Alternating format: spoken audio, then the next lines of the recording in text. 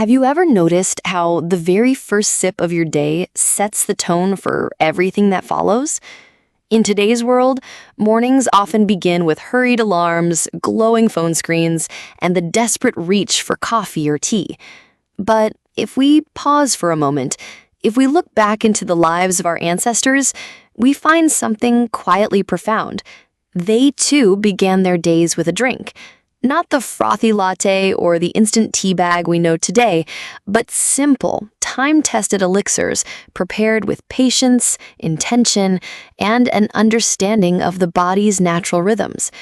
These were not mere beverages. They were rituals. Each sip was believed to awaken not only the body, but also the spirit. From clay cups filled with barley water in Mesopotamia to copper vessels holding Ayurvedic infusions in India to warm herbal broths sipped in the mountain villages of Japan, our ancestors swore by morning drinks that cleansed, energized, healed, and even beautified. And yet, somewhere along the way, many of these quiet rituals were forgotten. We traded them for convenience, for speed, for caffeine jolts. But the truth is, these ancestral drinks hold lessons we still need today. So in this video, let's travel back. Let's uncover the forgotten morning drinks our ancestors swore by, drinks that nourished digestion, balanced the mind, protected the skin, and aligned them with nature. And who knows, you might find one you'd like to bring back into your own mornings. Part 1.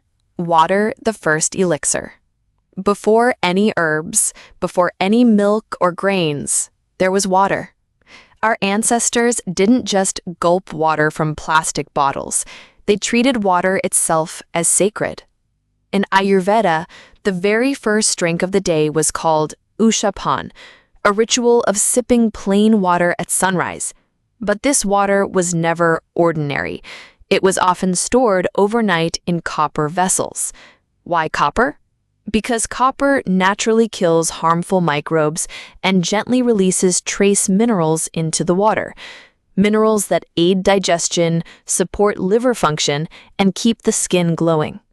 Imagine, before modern supplements existed, a simple copper vessel provided essential micronutrients.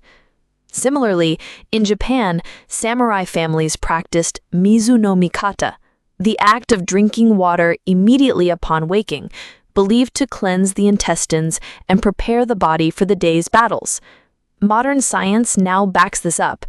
Early morning hydration helps flush out toxins, rehydrates after sleep, and jumpstarts metabolism.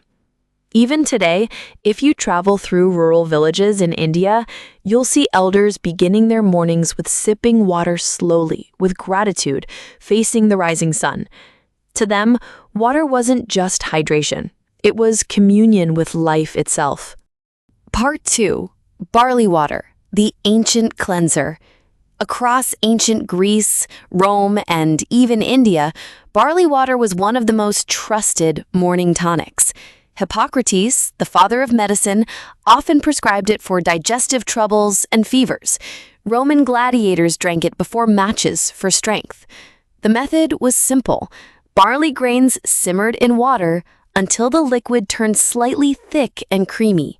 Sometimes flavored with lemon or honey, it was cooling, grounding, and deeply nourishing. Why barley? Because it's rich in beta-glucans, fibers that lower cholesterol, regulate blood sugar, and promote satiety. But for our ancestors, the value of barley water went beyond nutrition. They believed it calmed fiery temperaments, soothed stomach heat, and gave clarity of mind. In traditional Indian households, barley water was often the first sip given to someone recovering from illness. Gentle, cooling, easy to digest, it was more medicine than beverage. And here's a forgotten beauty secret. Women in the Middle East often rinse their faces with leftover barley water, believing it tightened the skin and kept it youthful. Imagine a drink that nourishes inside and out. No wonder it survived centuries. Part 3. Herbal infusions. Wisdom from the earth. Before coffee plantations and imported teas, people relied on the herbs that grew near them. Morning drinks were hyper-local, tailored to the land and season. In China, warm ginger water was, and still is, common. It stokes digestion, warms the body, and clears mucus. In Egypt, hibiscus water was sipped in the mornings. Rich in antioxidants, it cooled the body under the desert sun and maintained healthy blood pressure. In Europe, nettle tea or dandelion root infusions were popular spring cleansers. They were thought to purify the blood and flush excess from the liver. But here's what made these drinks ritualistic. They weren't swallowed in haste. Herbs were boiled slowly. The aroma filled the home. Families sat together, inhaling the steam before sipping. Drinking was an act of presence. Even modern science now validates what our ancestors instinctively knew. Many herbs, ginger, hibiscus, nettle, are loaded with polyphenols and minerals. They support immunity, circulation, skin health, and hormonal balance. And yet we dismiss them today as old-fashioned teas. Perhaps it's time to revive them. 4. Milk-based morning drinks. For many cultures, the first drink of the day wasn't water or herbs, but milk, often spiced, warm, and fresh from the cow or goat. In ancient India, a golden morning tonic was made by boiling raw milk with turmeric, cardamom, and a touch of black pepper. Known as haldi doodh, this was not a night drink as it is marketed today, but often consumed in the morning for immunity, strength, and radiant skin. In the Middle East, warm milk with dates or honey was common at dawn. It symbolized prosperity and nourishment. Bedouins believed that milk was sacred, a gift that contained the desert's essence. And in Europe's pastoral regions, children often began the day with milk porridge drinks, simmered with oats or rye, providing steady energy for long farm work. These milk-based drinks were gentle yet sustaining. Unlike modern caffeine jolts, they offered slow-release energy, grounded emotions, and nourished tissues deeply. Part 5. Fermented morning brews. Here's something we rarely think of. Many ancient morning drinks were fermented. In Russia and Eastern Europe, people drank kvass, a lightly fermented rye beverage. It was tangy, probiotic, and considered safer than plain water. Kvass was believed to wake the blood and sharpen the mind. In Korea, mornings often began with shikya, a lightly fermented rice drink, slightly sweet, given both to children and elders. It aided digestion after heavy meals and balanced the body's internal heat. In Mexico, early versions of tepache, fermented pineapple rind water, were common morning refreshers. Rich in natural enzymes, it helped cleanse and energize. Fermented drinks carried living cultures. Without knowing the word probiotics, our ancestors intuitively harnessed them for gut health. Modern science now confirms what they already knew.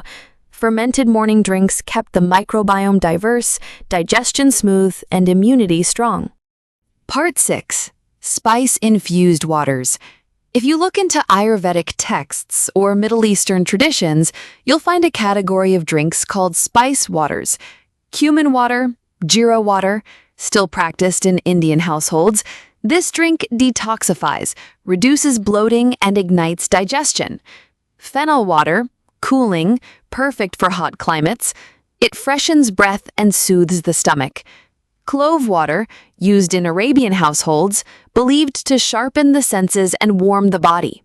Cinnamon water, a favorite in ancient China and Egypt, known for stabilizing blood sugar and improving circulation. These drinks were rarely complicated. A pinch of spice simmered in water overnight, sipped warm at dawn. But the intention behind them made them powerful. They weren't just recipes. They were acts of self-respect. Part 7. Cultural snapshots. Let's briefly step into a few ancestral mornings around the world. Japan. Farmers rising before sunrise, sipping miso broth, salty, probiotic, full of minerals, before heading into the rice fields. India. Women preparing tulsi-infused water for the household, offering the first cup to the family altar before anyone drinks. Greece. Shepherds sipping warm mountain herb infusions, sage, thyme, oregano, believed to protect them from colds. Morocco. Families beginning the day with warm water, honey, and lemon, a drink still popular today, but once deeply ritualistic. Each drink carried not just health, but culture, memory, and identity. Part 8. What we lost and what we can bring back. So why did we forget these rituals? Industrialization, colonization, fast-paced lifestyles, and the rise of global trade replaced local traditions. Coffee and tea became dominant morning staples, and over time, the quiet rituals of sipping barley water or nettle tea vanished. But here's the truth. Rituals matter. When we drink with awareness, with respect for the body, the drink transforms. It nourishes not just our cells, but our spirit. What if tomorrow morning, instead of rushing for your phone or coffee maker, you tried one of these forgotten drinks?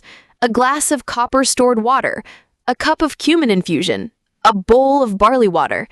It might just shift the rhythm of your day. We often think beauty, energy, and clarity come from expensive supplements, complicated diets, or trendy lattes. But our ancestors knew something simpler. The way you begin your morning shapes your entire being. They didn't chase caffeine highs.